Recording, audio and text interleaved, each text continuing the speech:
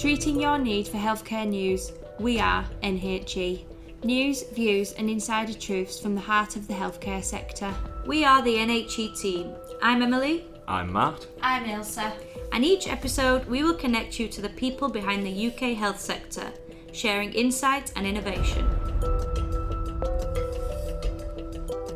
This podcast is brought to you by EVO North, uniting leaders from the public and private sector to collaborate, share exciting innovations and build a stronger northern powerhouse together. Welcome back to the NHE podcast. We're on episode 5, flying through them recently. On the sofa today we actually have Stewart Lucas, strategic lead for Mind in Greater Manchester.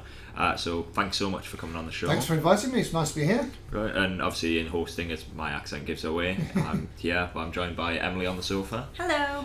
Brilliant. So we'll dive straight into it. I know in the preamble you explained a little bit about it, but you're a cycling man, you're all over Manchester. Can you talk about what you do? Yeah, basically my role is to represent Mind here in Greater Manchester. So as we Mancunians always like to say, Manchester is different, and when we actually talk about health, and in fact health and politics, Manchester is different. Manchester has actually two devolutions going on at exactly the same time. It has a health devolution and it has an economic political devolution.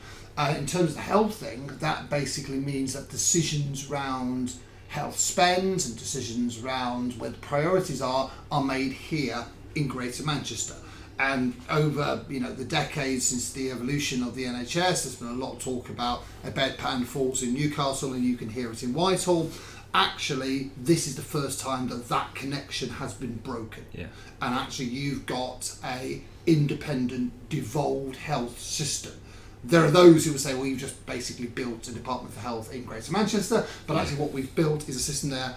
Mind were very aware of that and felt that they were doing lots of work to influence the 5-year forward view of mental health and basically the 10-year plan and all the other great NHS sort of documents, and they were getting stuff in there. But then when it came to Manchester, they didn't have the ability to then influence how they landed on the ground, and then they decided to basically have a strategic role based, which is mine. So I cover the whole of Greater Manchester, and my role is to influence and support the decisions made round health, specifically in terms of mental health across Greater Manchester, and also to work across Greater Manchester to essentially deliver Mind's vision, which is basically a world where sort of nobody with a mental health condition is alone, nobody with a mental health condition doesn't get the support they need, and actually a person with a mental health condition is treated with the respect and support they need. And part of that is changing the views that people have on mental health. So a lot of my job is going and challenging myths and challenging ideologies that society as a whole holds around mental health. Yeah. Sorry. Or sort of to go on that a little bit as well. I imagine, obviously, as you mentioned, we have a health devolution here. Yeah. I imagine your role also has quite a bit of a partnership working with the likes of GMCA and such. Yeah. I know in our sister brand PSE podcast recently we had Eamon and Andrew Lightfoot talking about their side of it. I imagine you yourself see the health side of that. Quite a bit. Definitely. So, for those who don't know, then you have the GMCA, which is the Greater Manchester Combined Authority, which is there, and then you have the Health and Social Care Partnership. And they work concurrently, but they are separate, and I think that's one of the clear things. So John Rouse, who has just sort of departed us for sort of pastures new, i.e. Stoke, he led the Health and Social Care Partnership. Eamon led the Combined Authority. They work together, but they are two separate entities. Yeah.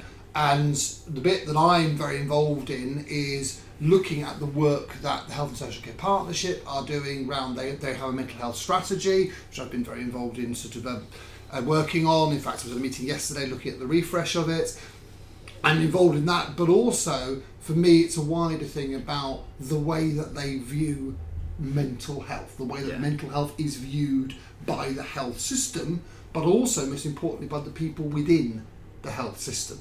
And actually, that's a really important thing. So it's about the whole thing around the parity of esteem, around mental health, the fact that mental health money is still not ring-fenced, the fact that look at where the investment is, but also looking at issues that Greater Manchester Mental Health, they will work with around 4% of their population.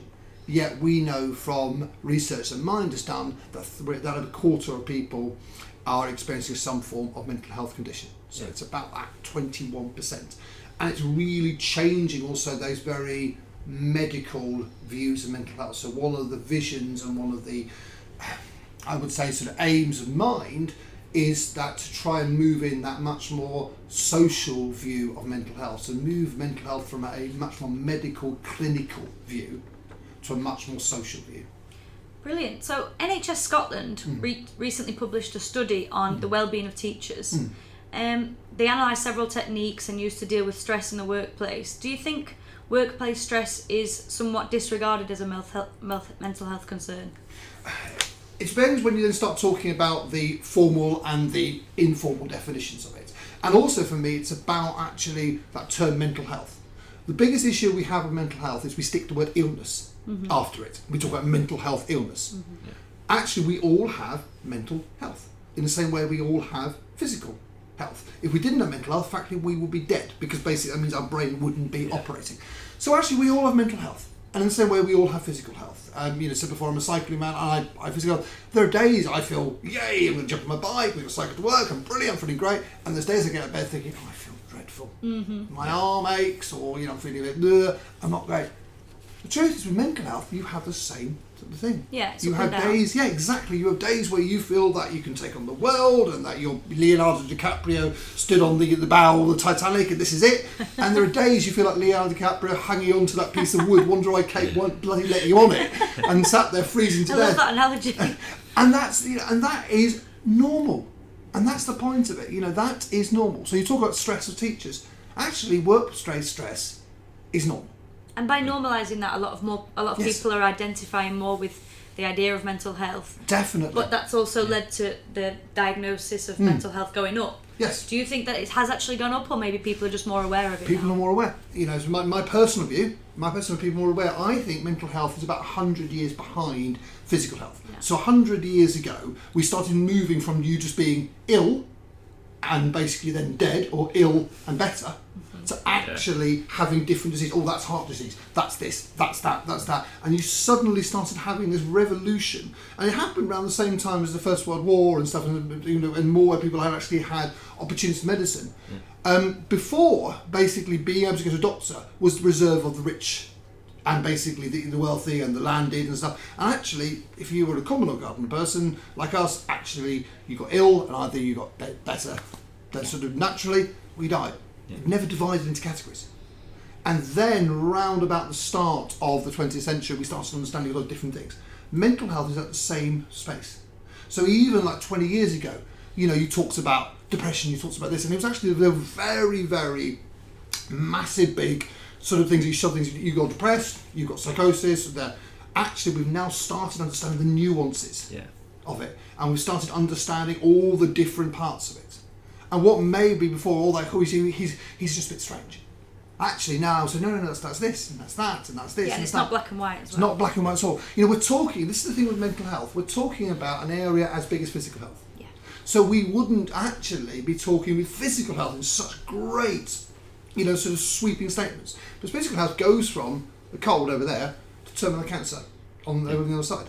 Huge thing. The two actually have very little to do with each other, and you wouldn't equate the two. Yeah. And the same way with mental health, we go from basically depression, anxiety, those sorts of, those, I hate to use the word milder, because people then think, I'm disregarding what they think, As we all know, we can have a cold and the flu and it's horrible. More common, maybe not milder, but more common. Definitely. That's a lot better sort of thing than I would use. And we can have illnesses and they're really horrible. I've had flu where I've just lain in bed thinking I'm never going to be able to move again. I'm a man, so I'm sat there, dying, watching some of the Holmes and the Hammer, thinking that's it. This is the end of society. And then you get better. The issue with mental health is actually that understanding of things get better. One of my favourite statistics is the fact that 67% of people who experience a mental health condition or illness today won't have it next year. Wow. It's not a life sentence. It's not something that most people's experience of depression and anxiety are things that are transient. They move they change, they get better. Or they are conditions that you live with. And actually that's things like, sort of clinical depression, which is different from being depressed, in the same way that having the flu is different from having influenza. The flu essentially just is a vicious cold. Influenza kills you. Yeah. And the same thing. So people there, one of my favourite people who talks on this is a doctor over up at Sellafield who has basic clinical depression, and he just talks about it. It's just there. Matter of fact. Yeah, it's there. It's part of who he is. It's one of the things that makes up his psyche. And he says actually his achievement is getting out of bed each morning. Yeah. That is his achievement. And then he goes off and basically deals with nuclear waste and what we're doing with it and stuff like that. And he talks about, for me it's really interesting because for me he doesn't talk about boom and bust. So there are many people who talk about having had a mental health breakdown and then coming back up again and Yeah. He actually talks about it as this linear thing. It's just there. It doesn't go up, it doesn't go down, it's just there. And he's learned to manage it in the same way a person with a heart condition learned to manage it. There were people in your office here who are diabetic, people in the office who will have heart condition, people here who will have medical conditions that you learn to live with. Yeah. It's the fact that cancer. When I was growing up, and I'm old, sort of cancer killed you. Yeah. You got cancer. The likelihood is you died. Actually, we now live in a society where there are millions of cancer survivors. Cancer is not a life sentence. Cancer is something that you will fight, and then you can win, and you come out. And mental health is exactly the same. Yeah, and as you sort of say there, it's maybe getting that narrative that there doesn't have to be this big, huge victory at the end of it. You know what? It's, as you said with the doctor from Sellafield, it's those little day-to-day life things. And I think in the news recently, we're seeing increasingly sort of a focus on that being around a rather vulnerable group to that, which is students in university. We're seeing a big push towards that. Sort of obviously Manchester as an area has quite a significant student population. I imagine in your role in mine and stuff, that is something that's becoming increasingly a sort of bit of liaising with them, understanding how we treat that sort of. Well, certainly, basically Greater Manchester Health and Social Care Partnership actually has a specific university piece of work that it does, which is basically about providing additional support. But I think the first thing for me is going back to, and I'm a bit of a broken record on this, is almost that understanding of mental health. The understanding of it is normal to feel not normal. It is normal not to feel there. For me, the thing with mental health, and a lot of the stuff that we do when we work with universities and talk about it, saying, this is about actually, first of all, creating an environment where it's okay to be weak. It's okay to not be feeling champion all the time. It's okay to talk about how you're feeling. And the analogy for me is, it's imagine a world where you couldn't talk about having a cold. You had to hide away. Having a cold was seen as something wrong. So you had to hide away. You would have people who basically would be ending up developing sort of hypothermia, and who would be end up developing a chest infections and other levels things because they weren't dealing with that bit there. They weren't saying, right, tell you what, I'm going to take a couple of days, I'm going to go home there. And actually for me, it's about creating an environment where we can own and talk about how we are feeling.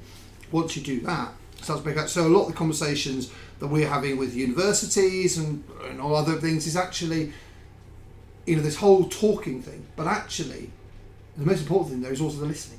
Yeah. And we as a society, we don't listen. You think about just how we interact with people. We are doing one of three things when we listen. We are either working out what we can say next, which is going to be better than what the person's telling you at the present moment, what story that you've got there, or we're working out what we're going to have for our tea, or basically what's going there, or basically working out how the hell we get out of this conversation, and where we end this. We don't listen.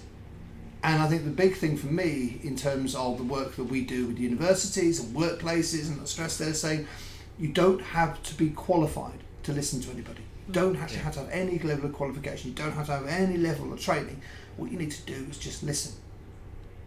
People don't want you to solve their problems. Yeah. They just want you to listen to this. And this is the big thing we get again and again. What do I say? Don't actually have to say anything. No. It's not what you say that's important. It's sort of taking that in. Like you say, it's not a trained skill No. and a magic wand that you need. No. It's actually using the skills we all have. Definitely, you don't need to be a counsellor. People say, oh, doing this qualification or that qualification, or we're going to train people up at mental health first aid. Mental health first aid is great, but actually it's a bit like saying, well, how are we going to deal with accidents in the workplace? We'll tell you what, we're going to train lots and lots of first aiders. That's how we're going to deal with accidents in the workplace, and hope that stops people falling over or falling off cranes and stuff like that by the fact that we've got loads of first aiders. Actually, it's about making people understand mental health and understand what it actually is, and the fact that it is, as you said earlier, a whole cacophony of different conditions, illnesses, issues, and actually some of them are connected. Some of them develop because of sort of either childhood adversity or basically experiences, in the same way that illnesses develop because you go out in this horrific weather we've got in front of us or behind us at the present moment. You go out in that with that shirt on, you're going to get ill. You're not going to get well. But there are some conditions which just appear. We have no understanding. There are some conditions or some things around bipolar and some sort of thing where actually they appear, and we do not know what it is causing it.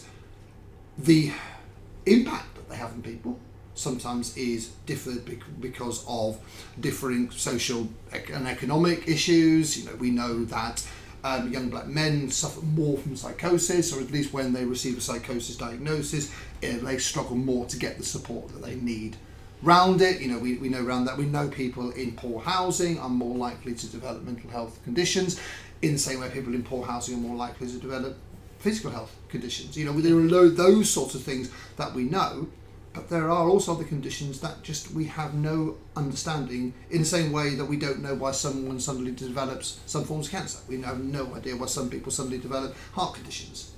Yeah, they just happen. I suppose that is very much down to just a case of the research is ongoing. It takes a long time to understand these, and as we talked earlier in the show, mental health is quite a way behind physical health. Yeah. If you look back 20 years or so in physical health, there's plenty of conditions we now know the cause for that we didn't then. Yes. Quite a lot of what I feel like you're saying as well is about preventative kind of measures. So before it gets to a really big issue, if people are more aware, it's not going to need to get to that point. Definitely.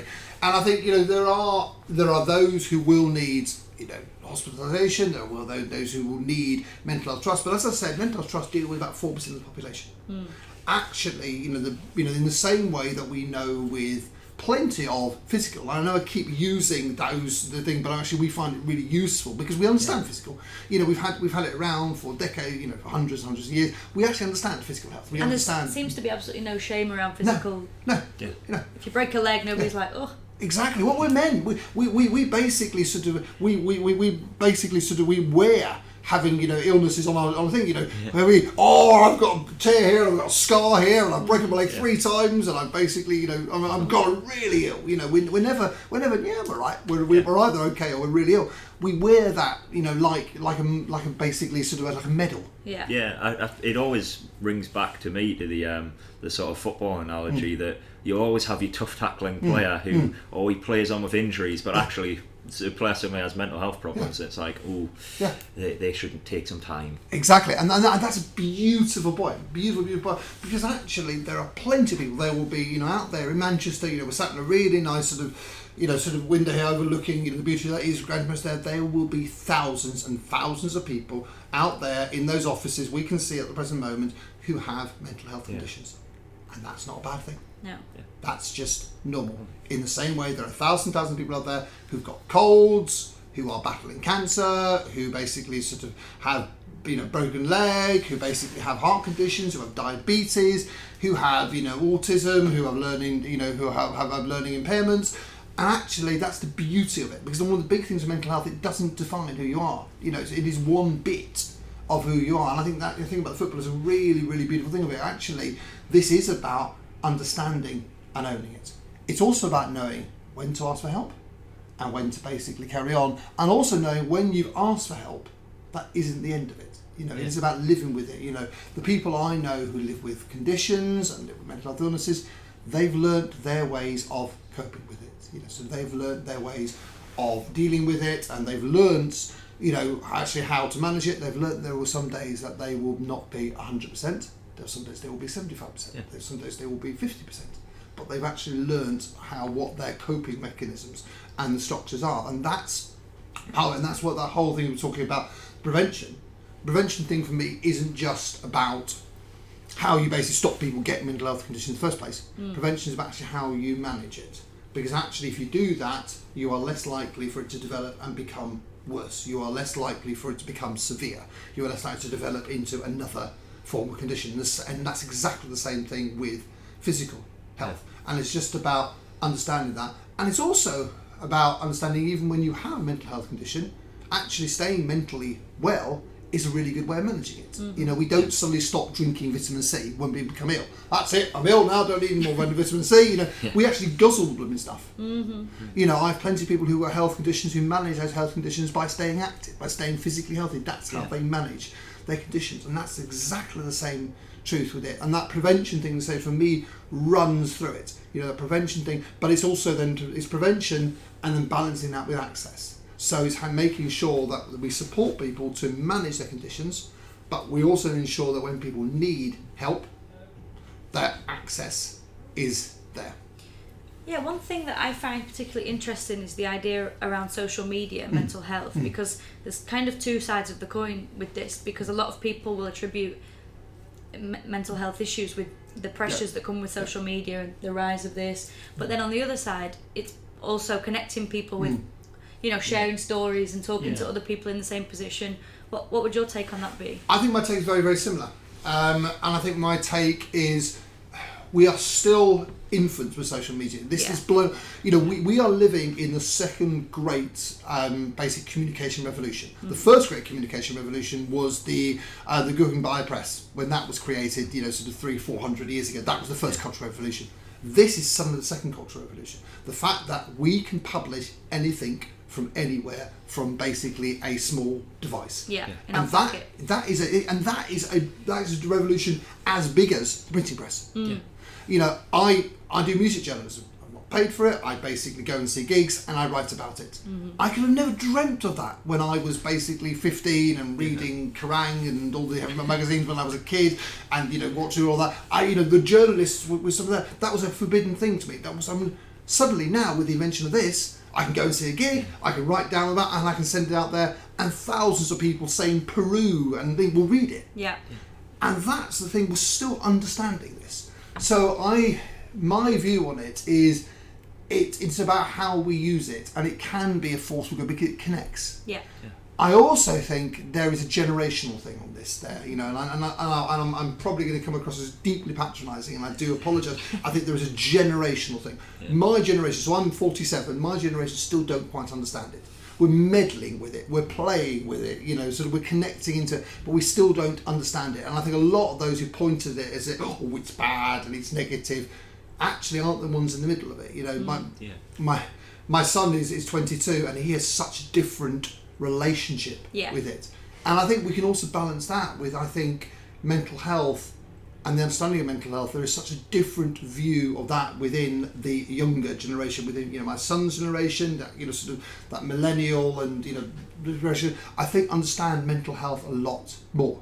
Actually, it's becoming normalised, which gives you hope for the future. Oh yeah, huge hope. Future generations, hope. It's just going to be like more like physical health. Oh, definitely, huge. And I think that connects in with the fact with social media. You know, social media just is part of, you know, my you know, sort of, it is just a part of my son's world. I remember sending my first email. You know, I remember going on the internet for the first time, and I was, you know, I was in my early 20s. Now suddenly, you know, my younger children are never going to imagine a world without it. And actually, so it's becoming that the point for me was it's actually becoming part of it. It's how you then manage it. And in the same way that we had to manage when suddenly cars arrived. You know, you used to have people who would walk in front of cars with a red flag, so people didn't walk in the middle of it.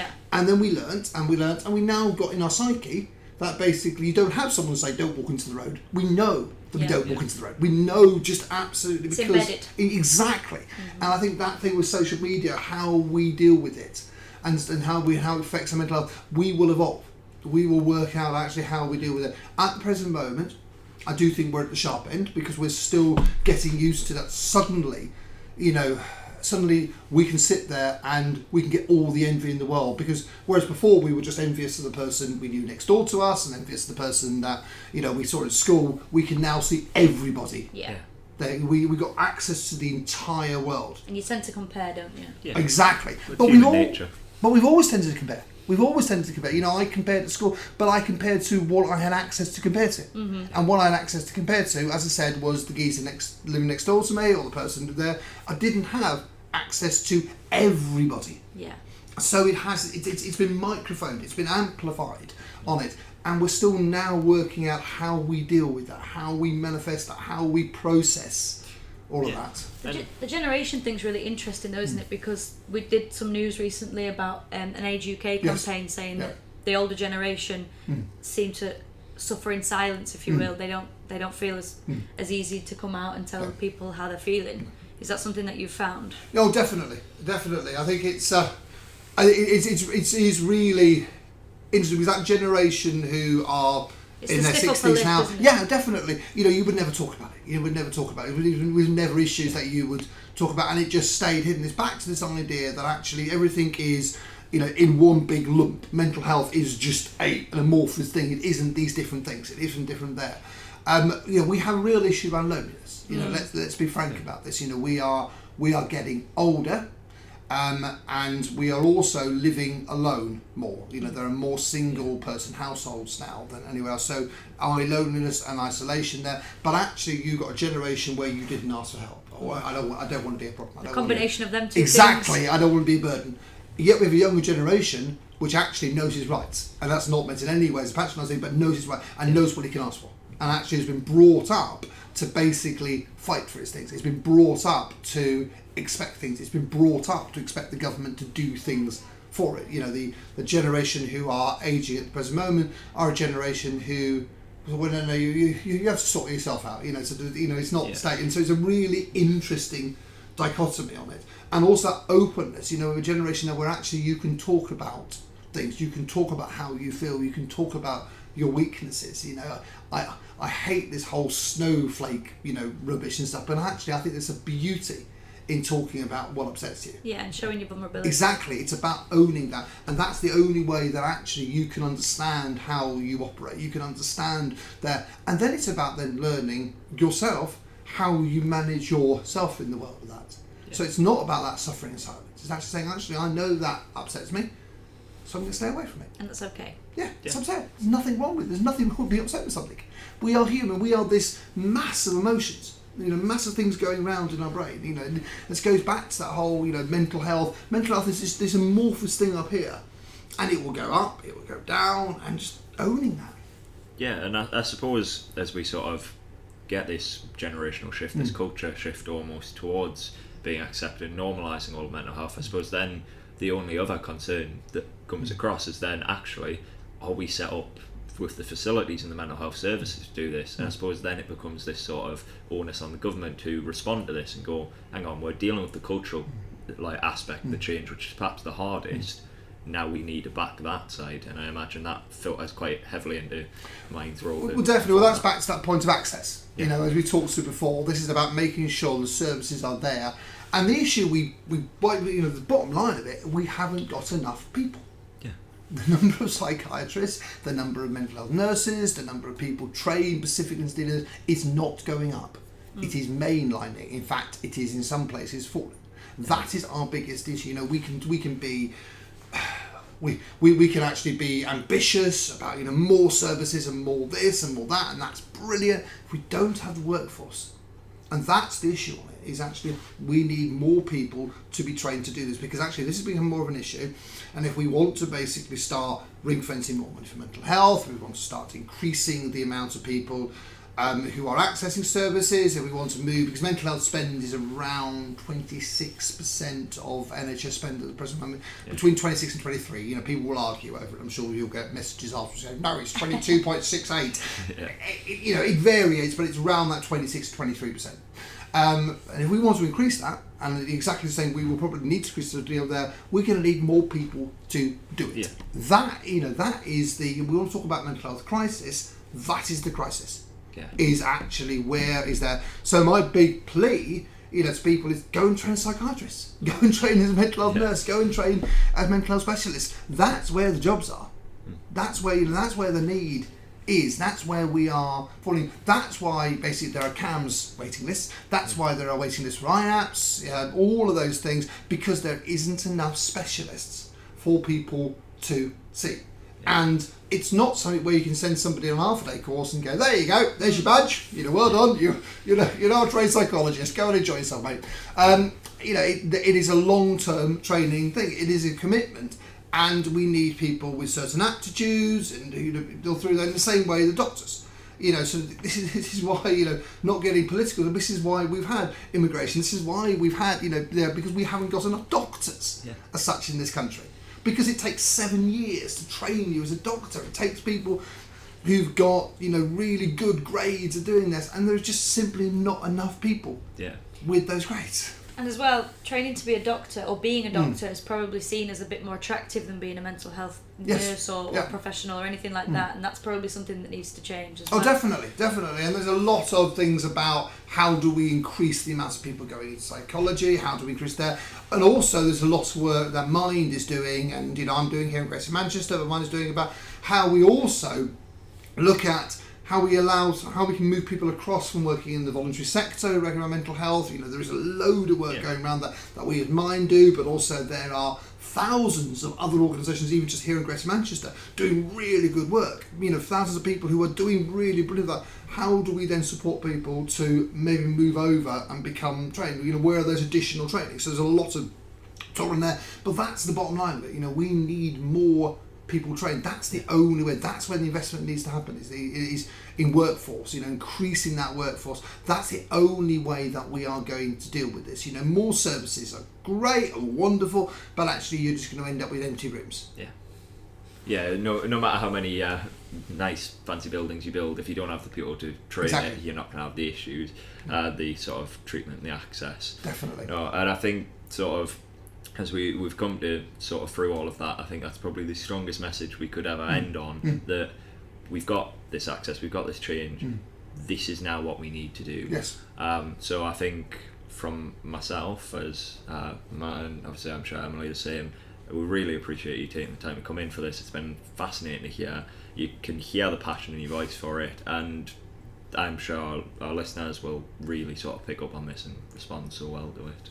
Yeah, thank you very much for coming in. Thank you, it's been really enjoyable. Thank you. This podcast is brought to you by Evo North, uniting leaders from the public and private sector to collaborate, share exciting innovations, and build a stronger northern powerhouse together.